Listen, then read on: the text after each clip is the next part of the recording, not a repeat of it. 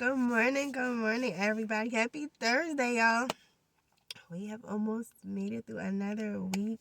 So if you don't know, I am Jate Michelle, aka the Hope Dealer, because I come out here and I drop something in a day that I pray blesses you, encourages you in some way, shape, or form.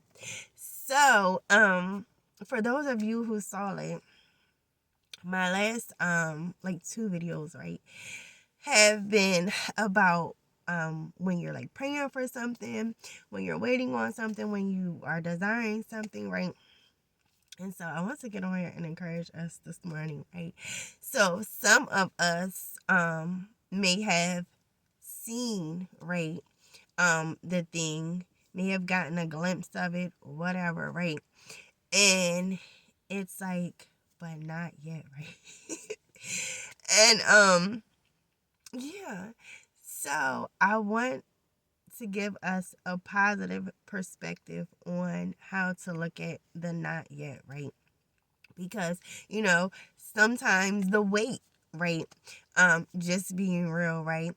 Doesn't it's not always pleasant, right? When you're waiting. And then you see it, or whatever the case may be, or you get a glimpse of it, like I said, right?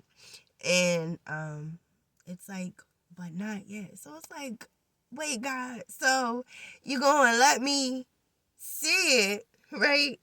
Or you're gonna tell me what it is, you're gonna show me what it is, but I can't have it. So for some of you, right, that might not feel good, but positive perspective, right? So, and y'all already know, like I get a word, or I get these words out of very common, sometimes silly things, right? And it's probably because we are in the season of Christmas and shopping, right?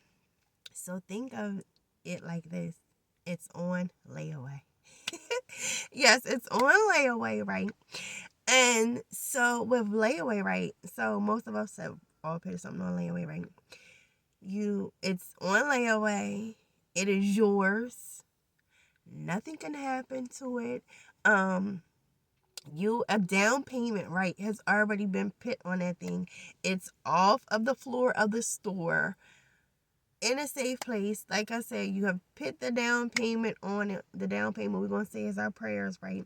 You have put the down payment on it. It's yours. It is yours. You just don't have it in your possession yet. But the blessed assurance, right? Let it be your confident hope, right? But this thing is mine. I just am not taking it home with me, but it's mine. So I don't have to worry about it anymore. I don't have to wonder about it anymore. I don't have to get discouraged about it anymore, right? Because it is mine, right? Um, and even with the layaway thing, right? And think of it like this. And nobody can take it off of layaway but you. You know, when you put something on layaway, they ask for your name, they ask for your information. They ask you, hey, is there anybody else that you would like to add on to, give permission, right? To take these things off of layaway, or to do anything with your account. So listen, it's yours. Can't nobody take that thing off of layaway but you. Let that be our blessed assurance. And wait with great expectation. Don't even wait like, oh, I can't wait. I can't wait. Wait in great expectation, like, this is going to be such a blessing when it is in my hand. And even believe, like, so when you saw the thing, right? You saw something that you liked about it. Duh, that's why you wanted it. That's why you was like, you know what? I'm gonna put this thing here on layaway, right?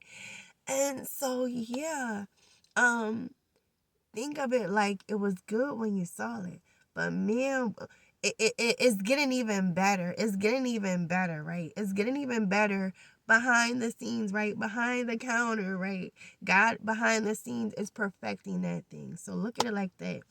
Um, 2 readings I want to read to encourage us even further. One says, I am with you in all that you do, even in the most menial task. I am always aware of you, concerned with every detail of your life. Nothing escapes my notice, not even the number of hairs on your head. However, your awareness of my presence falters and flickers. As a result, your life experience feels fragmented. When your focus is broad enough to include me in your thoughts, you feel safe and complete. When your perception narrows so that problems or details fill your consciousness, you feel empty and incomplete. Learn to look steadily at me in all your moments, in all your circumstances.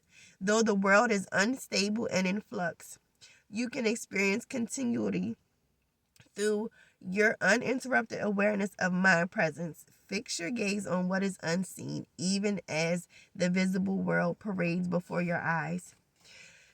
The other one said, your needs and my riches are a perfect fit. I never meant for you to be self-sufficient. Instead, I designed you to need me, not only for daily bread, but also for fulfillment of deep yearnings. I carefully crafted your longings and feelings of incompleteness to point you to me. Therefore, do not try to bury or deny these feelings. But also beware also of trying to pacify these longings with lesser gods like people, possessions, and power. Come to me in all your neediness, with defenses down and with a desire to be blessed. As you spend time in my presence, your deepest longings are fulfilled. Rejoice in your neediness, which enables you to find intimate completion in me. And so, before we go, we're going to read Hebrews 11:1. It says, faith shows the reality of what we hope for. It is the evidence of things we cannot see. And there's a version that says faith shows shows the reality of what we confidently hope for. Confidently, right? Confidently. That's what we last night in Bible study, the term confident belief. So what that thing you're believing for God to do, believe in it confidently, like knowing without a shadow of a doubt, right?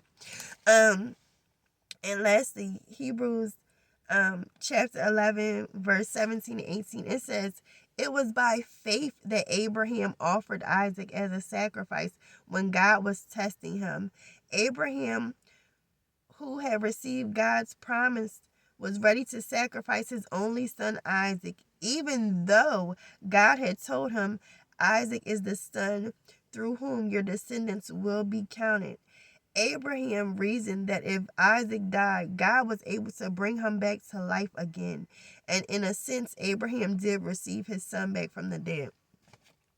So again, God, I've been praying about this thing. You have shown me this thing. You may have even received it, right? But it feels like it's being taken back, right? Just like God had promised Abraham Isaac, right? And it's like now, God, you're asking for me to sacrifice this promise that you gave me, that you allowed to not only did you promise it to me, but you allowed it to make it to my hands, and now you want me to release it.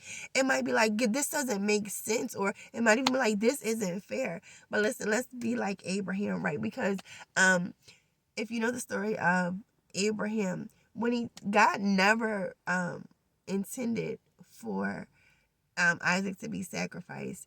That was a test of Abraham's faith, and Abraham was willing to do it. He was willing to do it. So, with that thing, listen, God, I am willing. Yes, I have seen it with my eyes.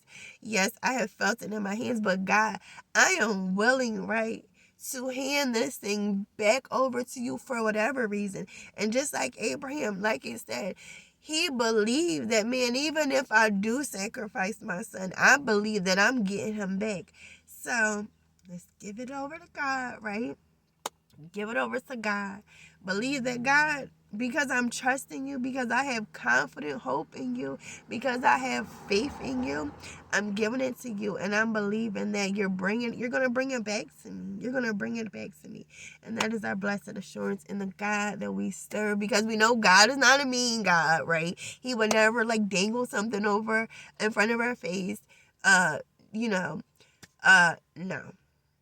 So let's have confident hope.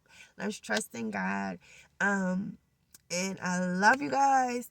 God loves you more. I pray you have an amazingly blessed day. And yeah, good weekend because we are almost there. Do not forget to be kind, to love on somebody because love truly changes things.